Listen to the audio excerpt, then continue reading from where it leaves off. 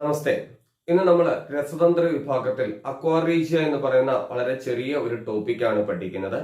നിങ്ങൾക്ക് ഈ ചാനലിലെ ക്ലാസ്സുകൾ ഇഷ്ടപ്പെടുന്നുവെങ്കിൽ തീർച്ചയായും ഈ ചാനൽ സബ്സ്ക്രൈബ് ചെയ്യണം, ലൈക്ക് ചെയ്യണം, കമന്റ് ചെയ്യണം. ഞാൻ പ്രദീപ്. ഏവർക്കും പ്രദീപ്സ് അക്കാദമിയുടെ യൂട്യൂബ് ചാനലിലേക്ക് സ്വാഗതം.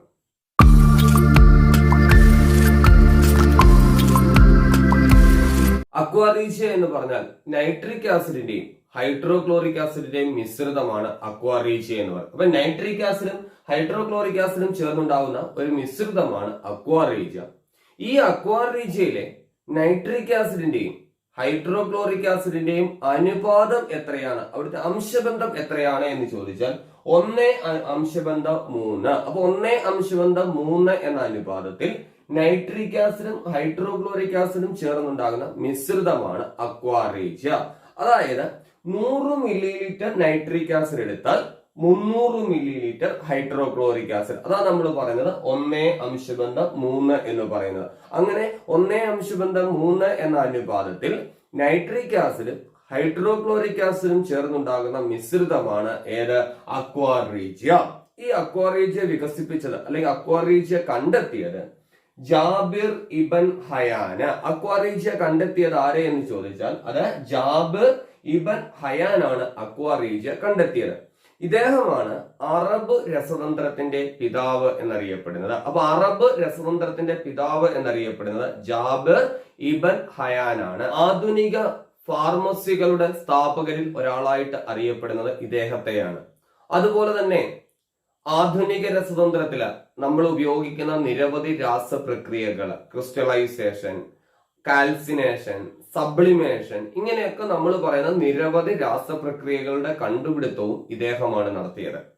അതുപോലെ തന്നെ hydrochloric acid, nitric acid, citric acid, acetic acid തുടങ്ങിയ ആസിഡുകളുടെയൊക്കെ സംശ്ലേഷണം, അവയുടെയൊക്കെ സിന്തസിസ് കണ്ടെത്തിയതും ആരെ എന്ന് ചോദിച്ചാൽ ജാബിർ ഇബൻ ഹയാനാണ്.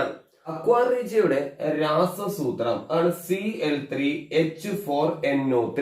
Cl3H4NO3 എന്നാണ് അക്വാറീഷ്യയുടെ രാസസൂത്രം. അതിന്റെ കെമിക്കൽ ഫോർമുല, അതിന്റെ മോളിക്കുലാർ ഫോർമുല പറയുന്നത്. അതായത് നൈട്രോ ഹൈഡ്രോക്ലോറിക് ആസിഡ് ആണ് അക്വാറീഷ്യ. അപ്പൊ അക്വാറീഷ്യ എന്ന് പറഞ്ഞാൽ അതിന്റെ രാസനാമം നൈട്രോ ഹൈഡ്രോക്ലോറിക് ആസിഡ് എന്നാ പറയേണ്ടത്. ഈ അക്വാറീഷ്യയുടെ നിറം എന്ത് എന്ന് ചോദിച്ചാൽ മഞ്ഞയാണ്.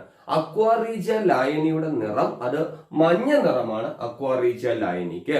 അതുപോലെ അക്വാറീഷ്യയുടെ തന്മാത്രാ ഭാരം, അതിന്റെ മോളിക്കുലാർ വെയിറ്റ് 172.39 ഗ്രാം പെർ മോള്.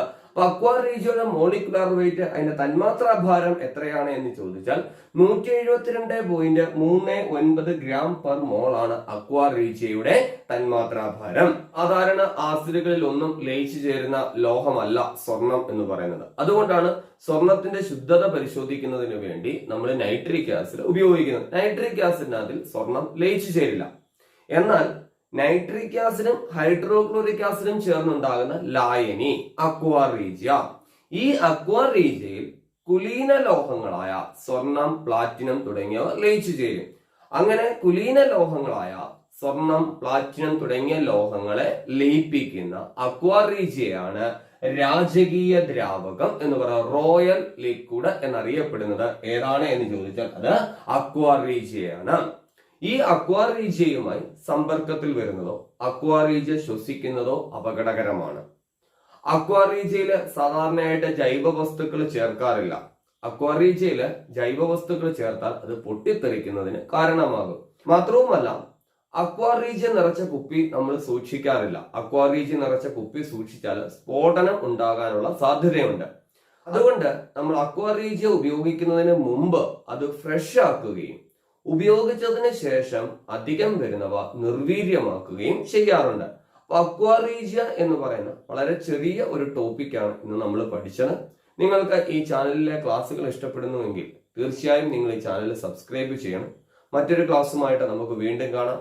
നന്ദി.